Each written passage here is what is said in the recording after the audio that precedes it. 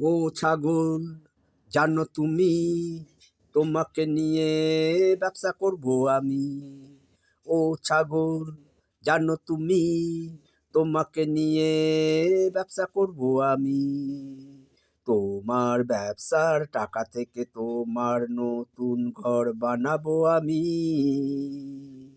তারপর তোমায় ভালো ভালো খাবার খাবো আমি। খাবার খাওয়াবার পর তোমাকে নতুন ঘরে রাখবো আমি। ও ছাগল, এবার তুমি খুশি তো? ও ছাগল, এবার তুমি খুশি তো?